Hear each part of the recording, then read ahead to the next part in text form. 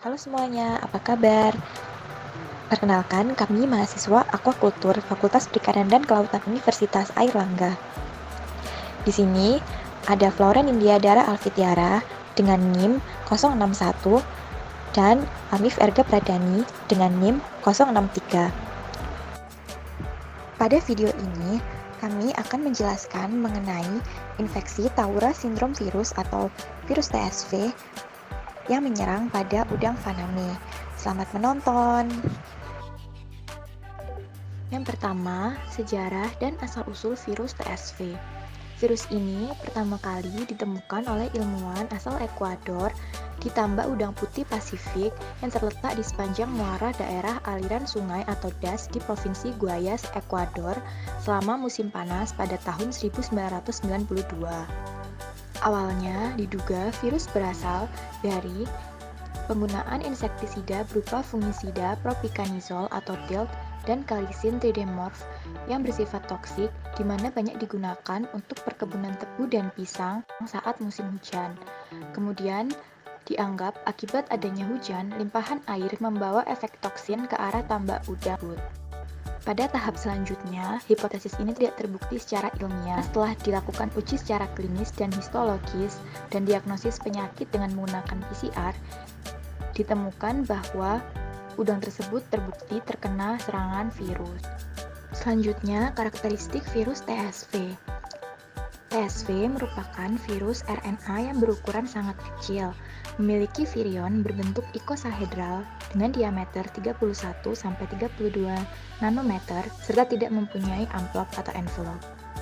Genom virus TSV terdiri dari linear positive sense single-strand RNA atau merupakan jenis virus single-strand RNA positif dengan panjang nukleat kurang lebih sebesar 9 kbase atau tersusun sepanjang kurang lebih 1020 nukleotida. Virus TSV ini memiliki dua open reading frame atau ORF. Pada ORF yang pertama, mengandung motif urutan untuk protein non-struktural seperti enzim helikase, protease, dan juga ada RNA-dependent RNA polimerase. Sedangkan pada ORF kedua, berisi urutan protein struktural termasuk 3 protein kapsid yang berada di PV1, PV2, dan PV3. Berdasarkan penentuan karakteristiknya sesuai pernyataan dari Komite Internasional untuk Taksonomi Virus atau International Committee Taxonomy Virus (ICTV), virus TSV ini dimasukkan ke dalam genus Cryptovirus dan merupakan anggota baru di keluarga Dicystroviridae. Selanjutnya adalah mekanisme serangan virus TSV. Virus TSV ditemukan menyerang terutama pada udang faname yang menyebabkan terjadinya pandemi pada 14-40 hari setelah penebaran benih di tambak. Terdapat dua fase utama dari serangan virus TSV pada udang. Yang pertama adalah fase akut yang akan mengakibatkan kematian massal pada udang di tambak yang diserang. Kemudian fase kedua adalah fase kronis, di mana udang dapat bertahan hidup setelah terserang virus TSV serta dapat tumbuh relatif normal. Namun, udang yang telah melewati fase kronis dapat menjadi karier atau pembawa virus TSV dan dapat menularkan TSV ke udang lainnya di dalam tambak jika tidak dilakukan pemisahan. Induk udang atau udang dewasa dapat terserang virus TSV ini juga, namun kematiannya cukup rendah. Tingkat kematian atau mortalitas dari serangan virus TSV ini dapat mencapai 40-90%. Selanjutnya adalah gejala klinis dan perubahan akibat virus TSV. Virus TSV terutama menyerang juvenil udang yang berusia 2-4 minggu dengan ukuran 0,1-0,5 gram. Serangan juga dapat terjadi selama periode siklus molting karena cangkang udang sedang lunak dan virus mudah masuk. Keberadaan virus TSV dapat ditandai dengan adanya bercak-bercak hitam sebagai akibat dari melanisasi pada tubuh. Udang juga mengalami kelesuan, tidak aktif, tidak nafsu makan, dan sering berada serta berkumpul di tepi atau dinding kolam saat sekarat atau hampir mati. Perubahan patologi anatomi akibat virus TSV ada 3 fase. Yang pertama yaitu fase akut yang terjadi 7 hari setelah serangan virus, yang ditandai dengan adanya kemerahan di bagian ekor udang akibat perluasan kromatofora, kutikula melunak, lambung kosong, dan udang tidak dapat bertahan hidup saat molting. Selain itu, terjadi juga nekrosis pada kutikula dan inklusi pada eosinofil dan basofil. Area nekrosis berada di sekitar daerah epitel kutikula, insang, dan lambung. Kemudian terjadi juga lesi yang menyebabkan sel epitel mengalami kerusakan serta menjadi tidak normal. Fase kedua adalah fase transisi atau recovery yang terjadi 5 hari setelah fase akut, yang ditandai dengan adanya lesi di kutikula, terjadinya melanisasi irregular, multifokal, serta acak di berbagai bagian tubuh udang. Kemudian terjadi juga agresi dan melanisasi hemosit pada organ limfoid.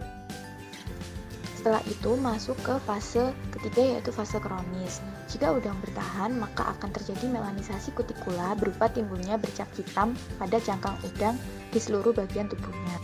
Melanisasi dan nekrosis dapat terjadi di organ limfoid lalu berpindah pada jaringan hemosol, jantung, insang, serta jaringan lain pada udang. Pada udang yang kutikulanya sudah keras, tidak akan terjadi perluasan kromatofora dan menjadikan udang berhasil bertahan dari infeksi virus TSV dan pulih atau recovery. Selanjutnya, udang ini disebut sebagai carrier atau pembawa virus TSV.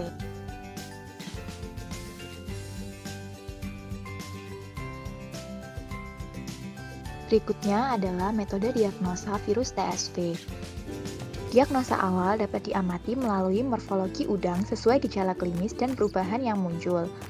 Kemudian dapat dilanjutkan dengan uji histopatologi dan RT-PCR dengan sampel dari hemolimfa, pleopod, dan insang udang yang terinfeksi virus TSV.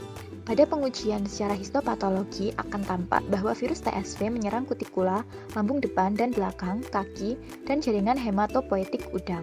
Perubahan berupa adanya badan inklusi di intrasitoplasma sel, lesi nekrosis dapat juga dideteksi menggunakan mikroskop elektron dan mikroskop fluoresens.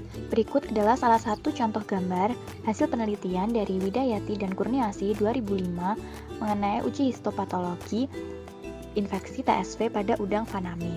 Organ udang yang digunakan sebagai sampel berasal dari uropod, pleopod, dan insang, serta karapas.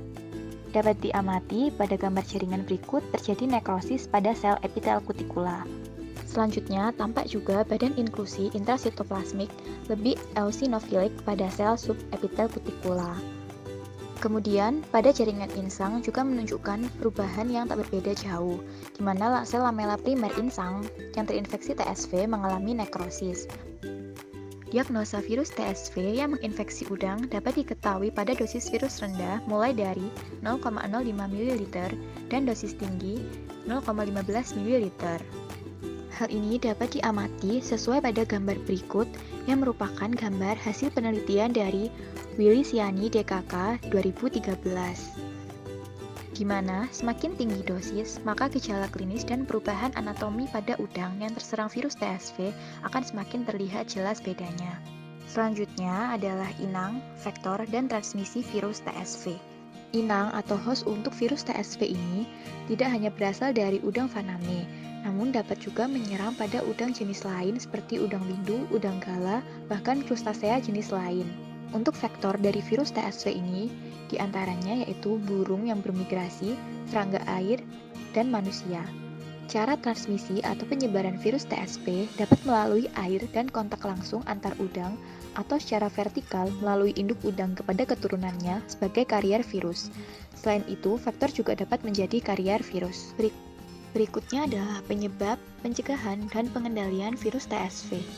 Adanya virus TSV dalam lingkungan pemeliharaan secara umum diduga akibat pengelolaan serta manajemen kualitas air yang kurang baik, sehingga dapat memicu perkembangan virus. Pencegahan virus TSV dapat dilakukan dengan memilih benur udang yang SPF atau Specific Pathogen Free, serta SPR atau Specific Pathogen Resistant, dan memperhatikan kualitas lingkungan sebelum melakukan budidaya udang. Kontrol berbagai parameter kualitas air pada lingkungan pemeliharaan yang optimal juga sangat penting, karena menurunnya kualitas lingkungan pemeliharaan merupakan salah satu sarana penyebaran virus TSV. Untuk mengendalikan udang yang telah terserang virus TSV dapat dilakukan dengan pemanenan segera sebelum terjadi mortalitas yang tinggi pada udang di dalam tambak budidaya. Nah, gimana? Sekarang sudah tahu kan virus TSV pada udang itu seperti apa? Jadi, sekian dulu ya video ini. Semoga bermanfaat. Sampai jumpa lagi di lain waktu. Terima kasih.